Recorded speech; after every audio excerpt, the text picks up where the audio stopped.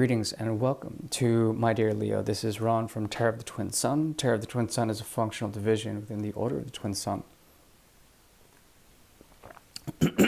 Please take only what you will. So the 5th and the 11th axis is now accessible to us. We're going to see how there is a certain degree and a caliber in which you pull in these high and lofty individuals, these pioneering souls, these futuristic rebels. Now, in terms of this, there is a godlike complex that comes out of this axis in terms of Leo's relation to the 7th house, that is through Aquarius. A need for independence, a striving to become powerful, as well as be a conductor for change and a pioneer, a futuristic catalyst for change. And perhaps you could support this person. This is a possibility. We'll see in the Great Mirror what comes of it. Now we'll move firstly into the month of February for a look at karma and the year of 2023 for the energy of Leo. We thank you for tuning in.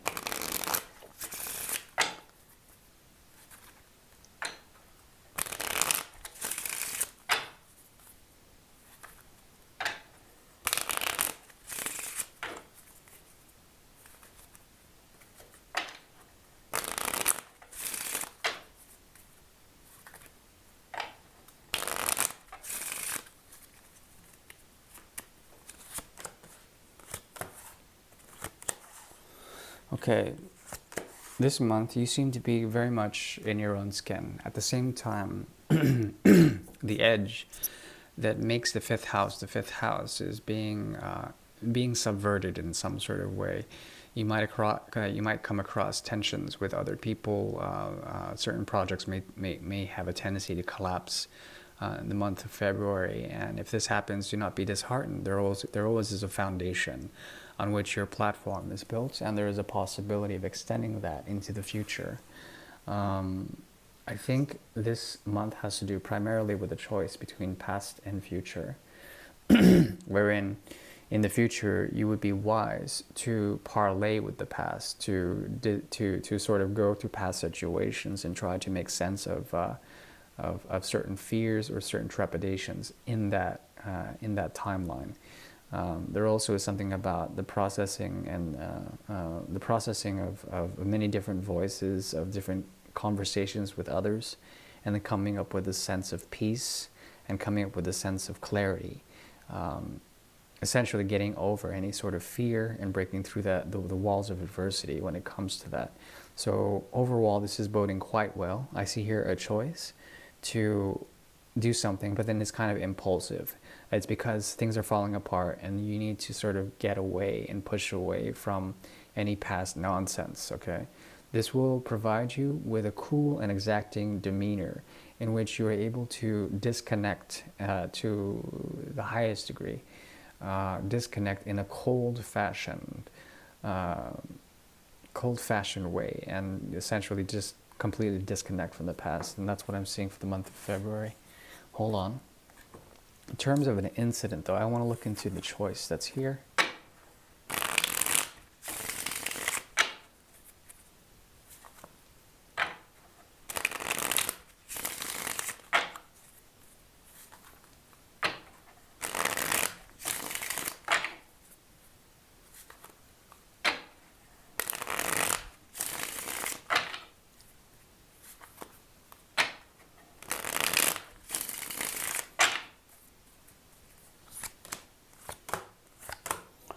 Rod sequence from the 7 to the 10, and then the influence is essentially the 9 of rods. This has to do with experience. This has to do also choosing one experience from another.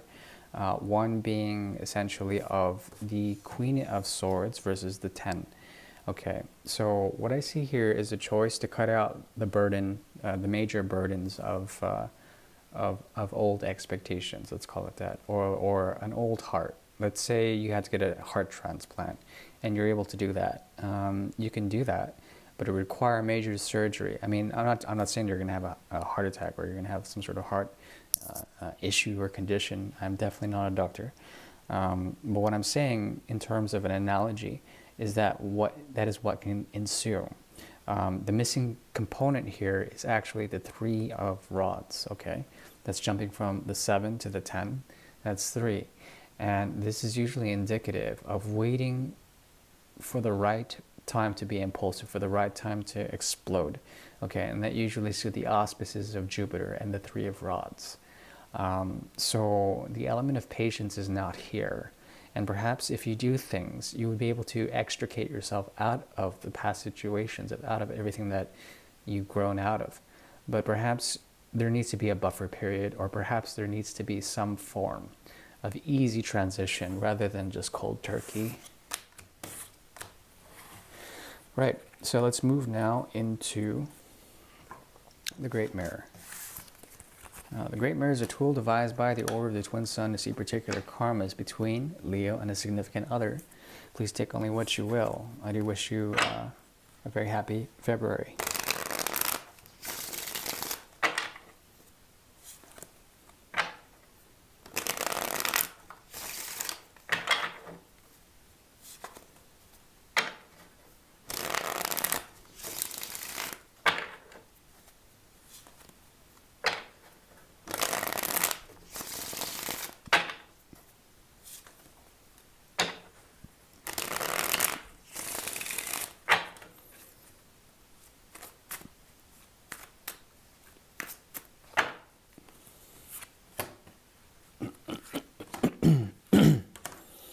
Okay, this person sees you as someone who's very resourceful.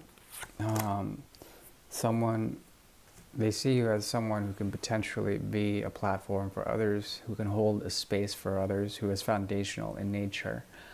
Like I said, there's something about that 5 of rods in the reverse that showed up earlier that leads to some sort of choice. The thing is that this particular 4 of rods that underscores the 5 of rods, it points to essentially foundational work, and that's done through networking, okay? So your resources are best found in the shared passions with others. The thing is that as you approach the 5 of rods, there is a tendency for this to fall apart, okay?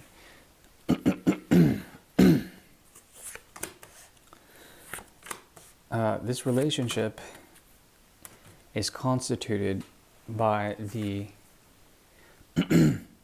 High Priestess in the reverse. Okay, now when the High Priestess is in the reverse, she has the possibility to walk the path, the path of language, the path of consciousness. Okay, and as she does this, the fabric, the words that make up the mystery within the High Priestess, the school of mystery within her, it flows out. It flows out with each of her step on the path, okay? Meaning that she starts to walk the path, kind of like the hermit. So this speaks of devotion. It speaks of also, mostly devotion, I would call it that.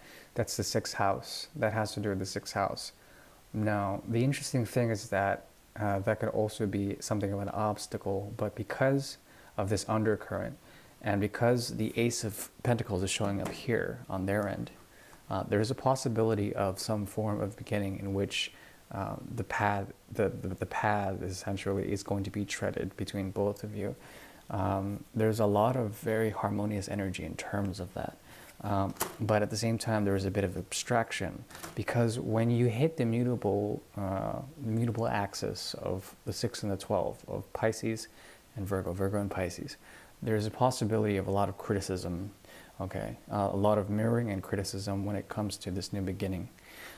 This could be a new person. If it is, there's great potential in it. At the same time, there's something about the expectations of order. It feels like your efforts, whenever it comes to relationships, have fallen. There's something about Saturn being a son of a bitch when it comes to teaching you the right lessons in the right time. There's no patience for it. There also is something about, here he is, the Hermit. Okay, now strongly here, what I'm seeing now is someone to be a reflection for you, and they see the same in you. I don't think they want to share in terms of their beginning, what they're doing. You would want to teach this person something in terms of sincerity. I think ultimately what comes out of it is the Nine of Cups in reverse. There's a choice to make a choice. And the thing is that it feels as if it's somewhat arbitrary, this choice. It possibly is somewhat random. Okay. Now, there is a lot of desire, some obscurity in this. Major Arcana plus the Hanged Man. Very interesting Hanged Man in this particular deck. There's a possibility for a lot of things, but mostly an activation of the 6th, 11th, and the 12th houses, I would say. That usually points to respect. I would call it respect more than anything. If you were to show this person respect, they would give you the time of day. Let's just say that for now. Yeah.